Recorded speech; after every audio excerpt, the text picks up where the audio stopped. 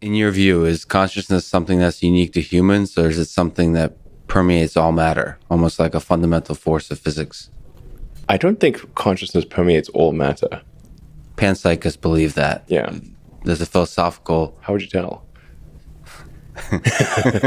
That's true. That's a good point. I believe in the scientific method. I don't blow your mind or anything, but the scientific method is like, if you cannot test the hypothesis, then you cannot reach a meaningful conclusion that it is true.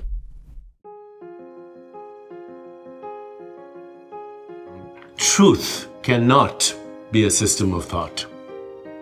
No system of thought can give you knowledge of truth. Why? Because a system of thought is a map. Science is a system of thought based on observation, experimentation, validation, peer review also. But it has certain rules. It's a system of thought. Philosophy is a system of thought. Okay, epistemology, ontology, etc. Religion is a system of thought. Islam, Christianity, Buddhism, etc., Hinduism. They're all systems of thoughts. In other words, they are ideologies. Therefore, they are dogmatic in their insistence on the validity of their map, which they mistake for the territory. And thirdly, they have some commonalities, but they're always at odds. The mystics within religion are the rebels. They say no system of thought can give me the truth, because a system of thought is a map. Okay, so what's the common thing between the Sufis and the Christian mystics? And, almost all of them kind of relegated to the outskirts or the fringes of their religion because they're not accepted, is they realized that in order to know fundamental truth, to understand fundamental reality, you cannot depend on perception, and you cannot depend on cognition or a system of thought or a map. You have to actually transcend to an experience where there is nothing. Scientists would say that I agree with everything that you've said, except you cannot classify the scientific method as part of these ideologies, because the scientific method is not a system of thought as much as it's a process to access truth. And it's the only one that you can be sure of because of the process. The other systems, we have no way to validate them. Somebody says this, somebody says that, a mystic says this. Yeah, maybe they feel that, but I have no way of independently confirming it. The scientific method, which you articulated very well, is the only way that you can know, that you and I can both know that truth, as opposed to the mystic who, I believe that you feel that way, but I can't feel it. Scientific method is the only way that you and I together can believe in an independent reality. I have several problems with that. Science is not a method for knowing the truth. Science is a method for knowing partial truth. If we knew the truth, we wouldn't be making atomic bombs, and we wouldn't be proliferating biological weapons of mass destruction. We wouldn't have created mechanized death. We wouldn't have caused climate change.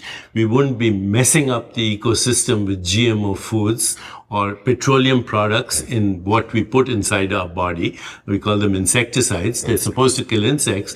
We share the same DNA. Why wouldn't they kill us? So science, as we practice it today, is a map for partial truth. It looks at the universe as an activity that is independent of me. But me, the observer, is also an activity of the universe. Okay, so when I go inward, I'm going to an activity of the universe as much as I go outward. There are so many plant behaviors that are so much more similar than I realized, and I think than most people realize, down to the mechanism. So it's kind of like behavior that you would describe in similar terms to the way we describe human behavior, but they're also similar genes, similar processes of cell changes resulting in electrical signals in much the same way that our brains do. And of course, they're very different, but they're similar enough that I use it because we assume plants are not conscious. And so you can kind of play this trick on yourself by saying, okay, if plants do these things that when humans do them, we say that that's evidence of consciousness, but we assume plants are not conscious. They're doing all of this without consciousness. Why? Maybe we don't need consciousness for these behaviors in humans. And this was just part of the intuition challenging that I was doing. But yeah, so you spoke about the tree behavior, the Douglas fir and the birch. This is the work of Susan Simard. I don't know if you've seen her TED Talk. No. It's so worth watching. She did work in the Canadian National Forest, and I actually think she grew some of her own trees in her own like lab setting to study the communications that happen underground in what are called mycorrhizal networks. These are fungal networks under the ground. So there are root systems, but there are also systems of fungus that help trees communicate to each other, share carbon with each other. They share defense signals. There is this incredibly elaborate system of communication happening underground. Some of which, and I use this in my book because it mimics human behavior to some extent, where the trees that have dropped seedlings, she refers to them as the mother trees, are able to recognize through these networks which trees that have grown in the forest are their own kin. And they send them more carbon, and they send them defense signals that they're not sending to other trees. And there's a sense in which they're protecting They are their literally children. Protecting their kids. Yeah. It's unbelievable. They make more room for their roots. And you can see how this could all happen without consciousness, right? Like it's all trippy, but you could still say, okay, that's so interesting. All that happens. There's all this communication and cells talking to each other, and that could all just be happening in the dark, right? That could be happening in the same way that we imagine our computer processing systems are happening in the dark. And if that's true, why do we think all of these things that we're doing require consciousness? And so I think that's an interesting starting point. But it does also make you wonder. So trees, they interact with each other, communicate with each other in numerous ways. They're sophisticated in how they interact. Just like we as human beings are very sophisticated in how we communicate. We speak. We have we have body language. We have nuances. We can pick up on little small expressions, and so trees have got multiple ways of interacting and communicating with each other as well. So they compete, but at the same time they collaborate. And I think the great contribution of my first PhD work was that I was, very much focused on how, and so was the forest industry, on how weedy plants, which were considered weedy plants, actually they were early successional tree species like aspen and birch and cottonwood, were viewed as weeds because they would sort of block the light getting down to the seedlings that they were trying to grow, these conifers that would provide the next marketable wood products. And so they were managing this competition by getting rid of these deciduous trees. And I also saw that this was actually not helping the trees as much as they expected they did. Sometimes it was helpful to reduce that light competition, but other times actually the trees would get disease and they would weaken and die. And so I started looking at, that there are these other ways that these trees are actually interacting, that if we just focus on getting rid of them because they're competitors, that we're actually cutting off their ability to collaborate at the same time. And so what I found was that as these birch trees, for example, shaded Douglas fir, they actually sent more carbon below ground to Douglas fir, sort of balancing things out and enhancing the ability of the whole community to survive. So the Douglas firs could survive in the shade of the paper birch partly because they were getting these subsidies through the carbon exchange below ground. When I think about that is the beautiful symbiosis of these ecologies, right? Like we're Right. caught up in our sense Right. of self, we separate ourselves from others. I mean, you talk about stardust, and yeah, we can go, yeah, we're all stardust, but when you really think about that way. we don't, yeah, and when you think about the limitations of free will and the fact that we're just truly reacting to our environments, and there is no, impermeable barrier between ourselves and the world and the sun and all of these things, that we're reacting constantly to our environment, and that we are very much in that same place of responding to our environment and adapting. Trees and forests and all of these sorts of things are instructive because they show us that the integration is so undeniable when you drill down on it. You don't think the plants are making this decision like, okay, now I'm going to give more carbon to you over there. And they are, as you said, there's this complex way in which they are connected and responding. And we don't, in plant behavior, we don't mistake that response, however complex and interesting it is, for free will. Right. And I think you can map that onto human beings as well, that there's a sense in which it's all a system, from the brain to our bodies to the air we're breathing to the sound waves that I'm speaking that are bouncing off you. I mean, there's this connection that we don't see, but that is there. Not only do we not see it, our brains are rigged to convince To feel us that separate. it's something very different. Yeah.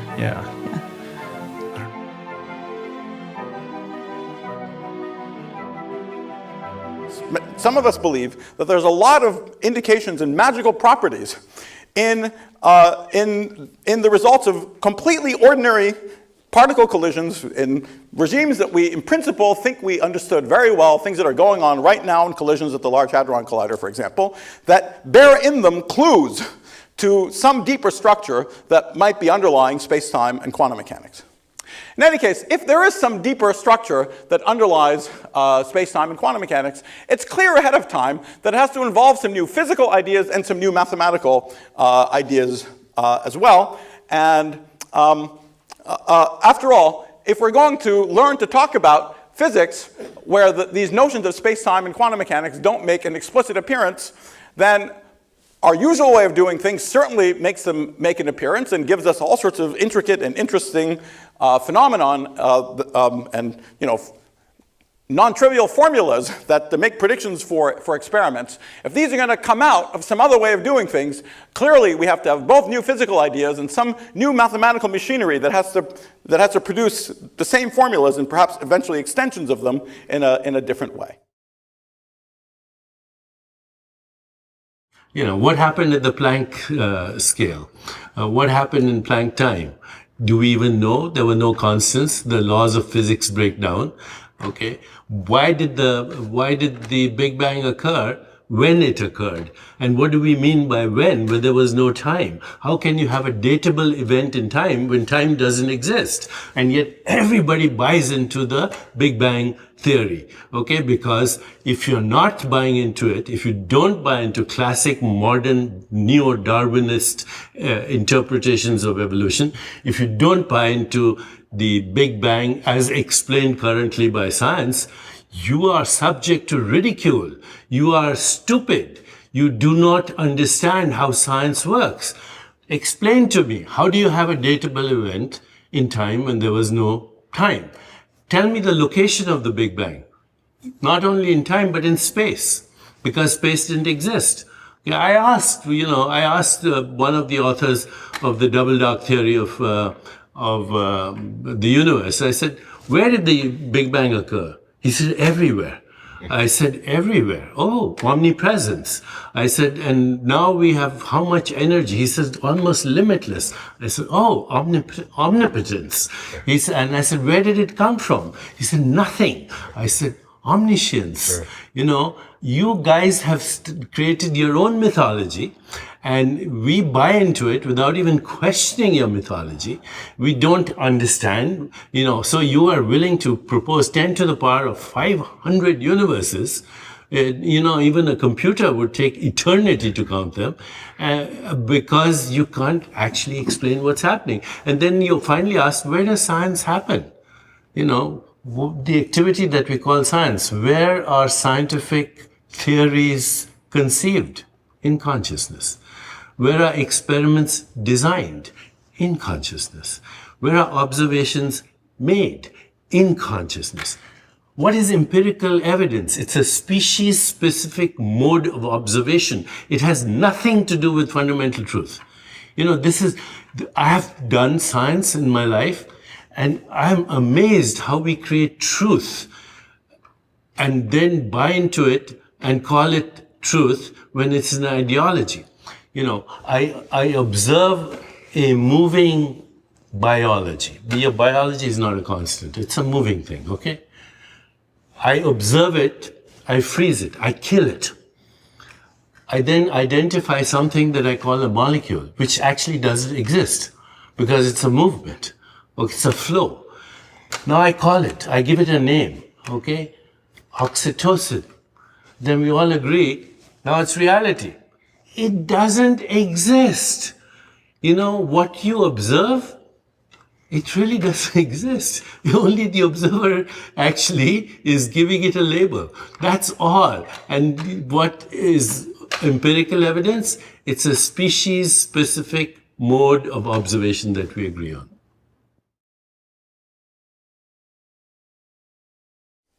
So let me just give a few examples of this. Many of them are, of course, famously associated with Einstein. So Einstein's special theory of relativity largely had ancient origins. Einstein just noticed that there's a notion of relativity that Einstein did not invent that goes back to Galileo. And he just noticed that that notion of relativity was incompatible with the idea that what you do here shouldn't affect what's going on there arbitrarily quickly. Okay, so there's a notion of locality, that what happens here should not affect what's going on in Alpha Centauri instantaneously. And if you just take, very conservatively, the Galilean picture of relativity and make it compatible with this notion of locality, you're led to Einstein's picture of relativity. All right, there's another example that has very much to do with the quantum mechanics. So in the usual Newtonian picture of the world, you say that a particle moves around governed by his famous Newton's law, that the F equals ma.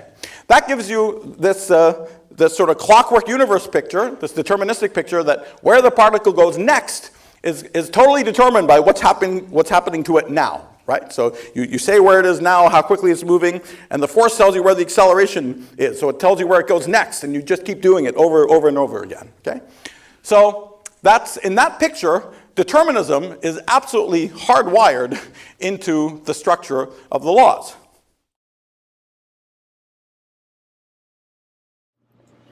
You can imagine that you're like a clock running down. And that's like a deterministic model. But people aren't clocks. We're dissipative structures. A clock is something that runs downhill. But human beings, you can look up dissipative structure. I think that was an idea that was first formulated by the physicist Schrödinger. We're not clocks by any stretch of the imagination. And we take energy in and we disperse energy.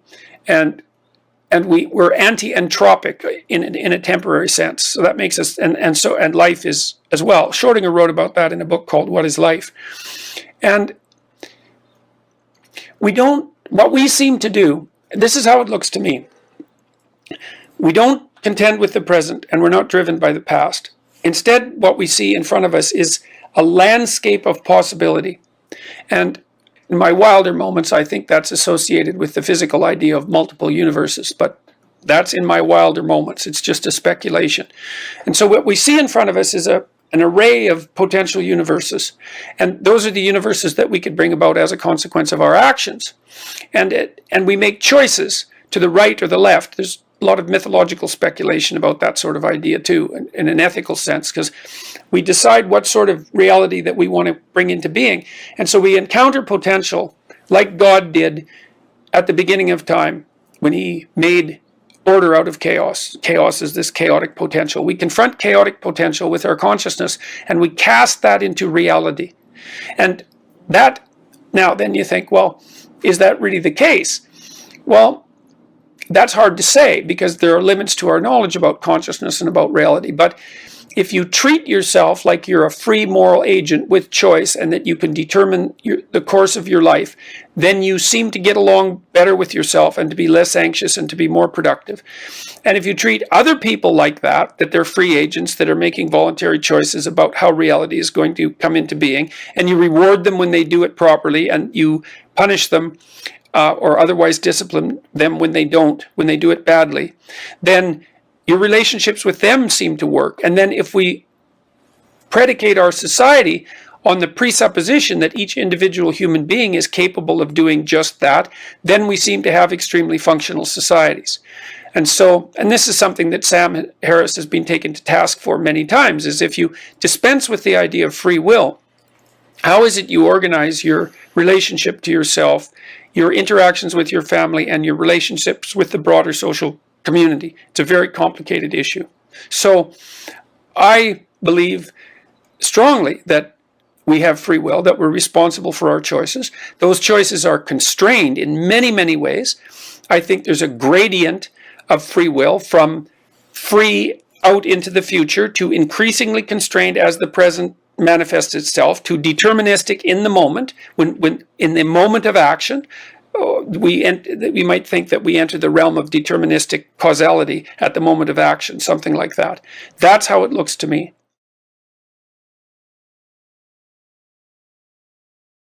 So free will is an illusion, and even the experience of free will is an illusion. Like, we don't even experience it. Where am I good in my summary?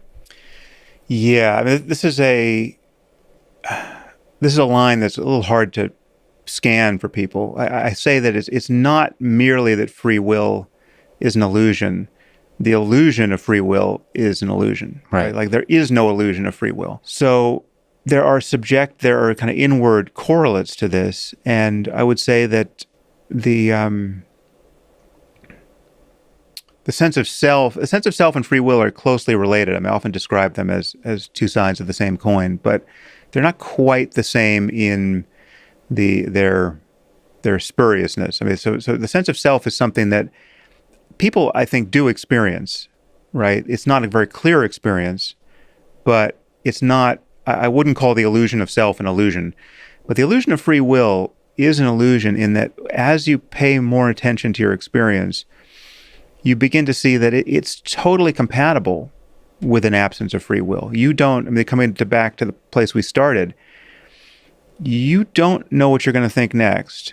You don't know what you're going to intend next. You don't know what's going to just occur to you that you must do next. You don't know how much you're going to feel the behavioral imperative to act on that thought. If you suddenly feel, oh, I don't need to do that. I can do that tomorrow. You don't know where that comes from. You didn't know that was going to arise. You didn't know that was going to be compelling. All of this is compatible with some evil genius in the next room just typing in code into your experience. Just like this, okay, let's give him the, oh my God, I just forgot it was going to be our anniversary in 1 week thought, right? Give him the cascade of fear. Give him this brilliant idea for the thing he can buy that's going to take him no time at all, and this overpowering sense of relief. All of our experience is compatible with the script already being written, right? And I'm not saying the script is written. I'm not saying that fatalism is the right way to look at this, but we just don't have even our most deliberate voluntary action where we go back and forth between two options, thinking about the reason for A and then reconsidering and going thinking harder about B, and just going eeny, meeny, miny, mo until the end of the hour. However laborious you can make it, there is a utter mystery at your back, finally promoting the thought or intention or rationale that is most compelling and therefore deliberate, behaviorally effective. Yeah. But the question is, say that this call, what was it? The horse of consciousness. Let's call it the consciousness generator black box that we don't understand. And is it possible that the script that we're walking along, that we're playing, that's already written, is actually being written in real time? It's almost like you're driving down a road, and in real time that road is being laid down. Yeah. And this black box of consciousness that we don't understand is the place where the script is being generated. So it is being generated, it didn't always exist. So there's something we don't understand that's fundamental about the nature of reality that generates both consciousness, let's call it maybe the self. I don't know if you want to distinguish between those. Yeah, I definitely would. Yeah. You would. Because there's a bunch of illusions we're referring to. There's the illusion of free will, there's the illusion of self, and there's the illusion of consciousness. You're saying, I think you said you're not as willing to say there's an illusion of consciousness. You're a little bit more. In fact, I would say it's impossible. Impossible. Yeah. You're a little bit more willing to say that there's an illusion of self, and you're definitely saying there's an illusion of free will. Yes. And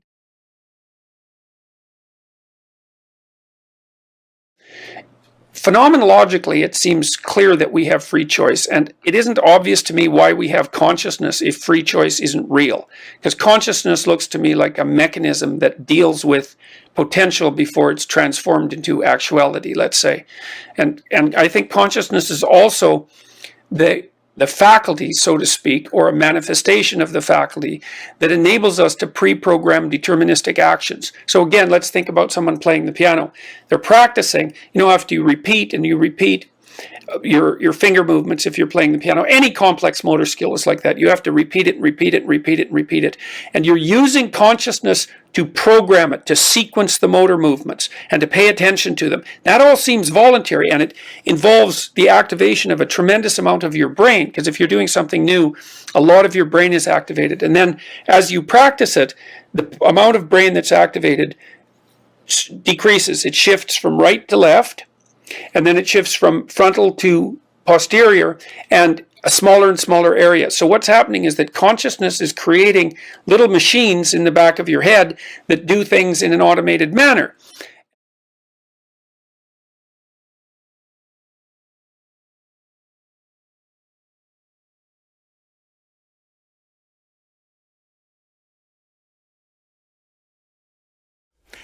If determinism isn't really there, we can't imagine the universe is a little non-deterministic. It's like being a little pregnant. It's not possible, okay?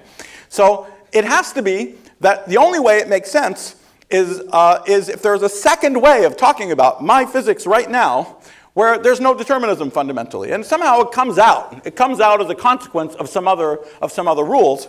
And if I find that way of thinking about things, maybe it'll give a better jumping off point to the next description of a reality where determinism is just not there.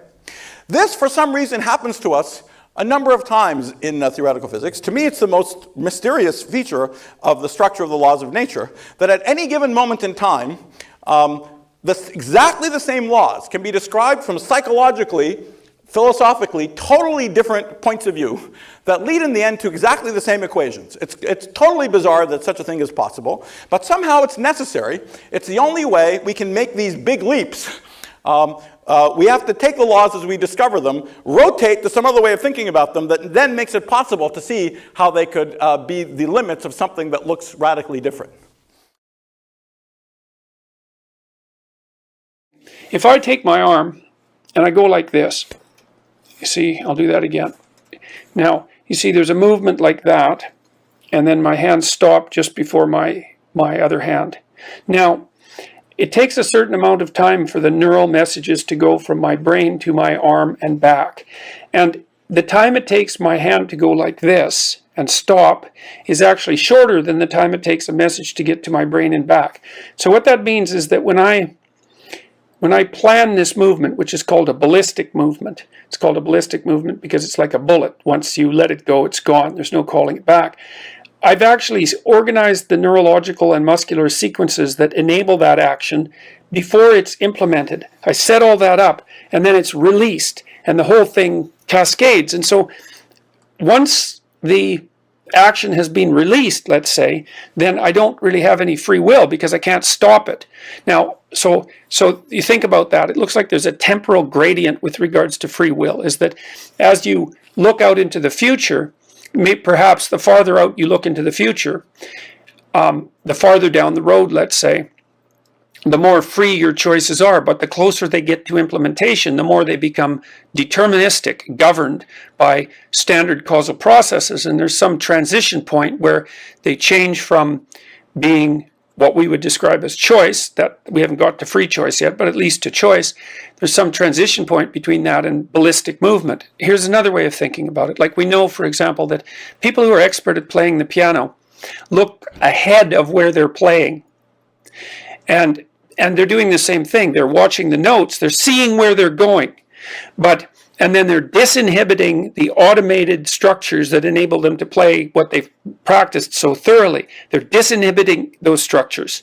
And then they go automatically. And then what happens if you make a mistake is that consciousness notes the error and then unpacks the motor sequences that have been practiced. And then you re-practice them and sequence them again until they become automatic and deterministic.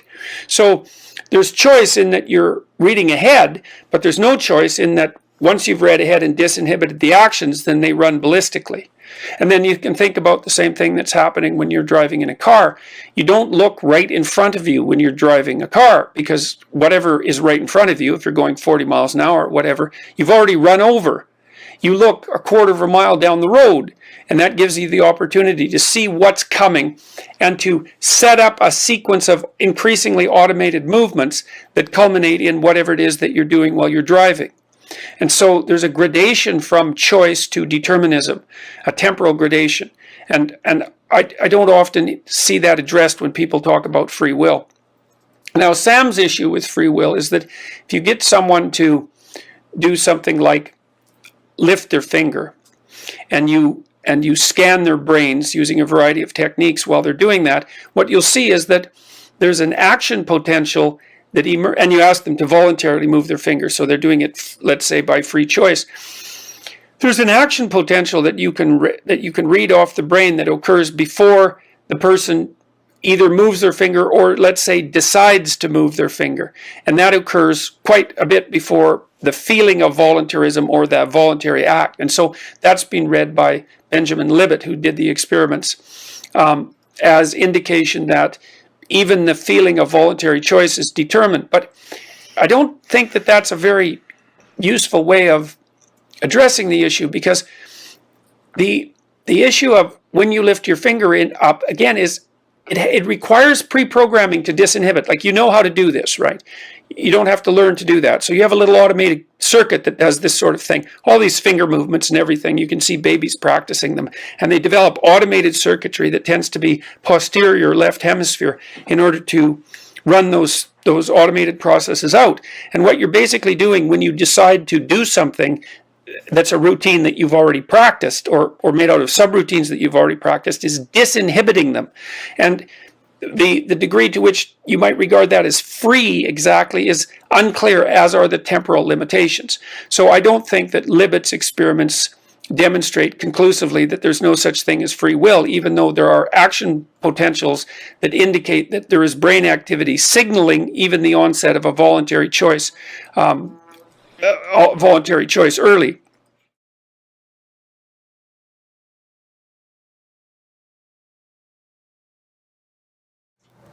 Why is that the case? Why would it be the case that a fundamental part of quantum mechanics in the world that we are in gives rise to our consciousness? Well, Robert, I think consciousness is intrinsic to the universe, and it's part and parcel, and in some way is driving the universe, perhaps. If you look at it strictly from the standpoint of evolution, it could be that consciousness, that biological systems reached a level where they could more readily connect to Platonic information and consciousness embedded in the universe through these objective reductions, and that would give if an organism had consciousness versus an organism that didn't, in a predator-prey relationship, the one that has consciousness would win and survive and procreate and go on. Okay, that makes sense, but you gave a couple of premises to begin with, which are strong. That consciousness is ubiquitous in the universe, that it's the purpose to which it's driving the universe. You're throwing this out at their premises. I mean, these are very big. I mean, you can build whole religions on either one of those. Yeah, I've been accused of that, but it's not my intention. I'm just following my nose and what's logical, and Roger Penrose has good ideas on this. No, you have to do something, because to me it's certainly not obvious and absurd to think that it's random, that something that is so fundamental to the quantum physics of the universe then gives rise to our consciousness. If that's the case, I mean, it would be absurd to think that that's just an accident, the way things are. I don't think it's an accident at all. I think consciousness is intrinsic to the universe, and that biology evolved to connect to it and utilize it optimally. And the purpose of consciousness is to get to the other side, you might say, to get to continue to the next eon, and to optimize the consciousness in the universe. And I think it's driving the universe. So is that a conscious? Is there a second order of consciousness here? That there's a consciousness driving the consciousness of the universe? I don't. That's not a jokey question. I mean, it's a serious right. question. This is where I would disagree with Deepak Chopra, for example. In his view, there is a universal top-down consciousness, godlike, and with its directing things, causing collapse of the wave function, guiding our actions, this and that. I think that it's more of a bottom-up meets top-down, and that consciousness is actually in the middle, but accesses platonic values that are embedded in the universe to better accelerate and move. So that's another massive assumption, that there are platonic values and platonic abstract objects that really exist, yes, and that this consciousness is somehow gathering those together. I mean, or is influenced by them. This is a deep philosophical system that is the consequence that follows from your theory. Yeah, I think you better be careful with these theories. You gotta know where you're going with these theories. I think we're pretty consistent, actually. I may not be expressing it properly, but Roger Penrose came up with the idea that platonic values were intrinsic to the universe and would influence choices in these objective reductions. So that, and these platonic values include aesthetic, ethical values, as well as qualia, mathematical truth. So that if you're mindful and make a conscious decision, it's informed, it's influenced by these platonic values. You could think of it as that if you have a gut feeling or an intuition, it's because your conscious thoughts are resonating or in tune with platonic values in the universe. You're resonating with what's built into the universe. That's sort of a religious, spiritual thing, the way of the Tao, divine guidance. It could be true.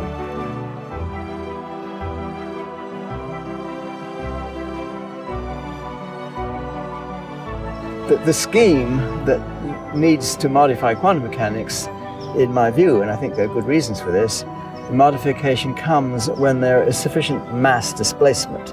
So you have a Schrodinger's cat, which is alive and dead. The mass displacement between a dead cat and a live cat is way, way more than unique. Right. So that just a tiny mass displacement on a classical point of view, but from a quantum point of view, it would be a big mass displacement. That is where you would begin to see the new physics coming in. So the reasons for this come from thinking about general relativity and quantum mechanics and how their principles relate to each other, but let's not go into that now. But this scale wouldn't be sufficient for a single microtubule. It would have to be many microtubules within many neurons acting in concert in a certain way. And so the conscious perception or the conscious willing or whatever it is that comes in at that level would have to involve many, many neurons. So what do you need for consciousness? How many of these have to be entangled together? We used to think for 25 millisecond Orca-Wire event consciousness happening at 40 hertz, for example, for 40 hertz gamma synchrony, you need 10 to the 10th tubulins, which is about 20,000 to 100,000 neurons. However,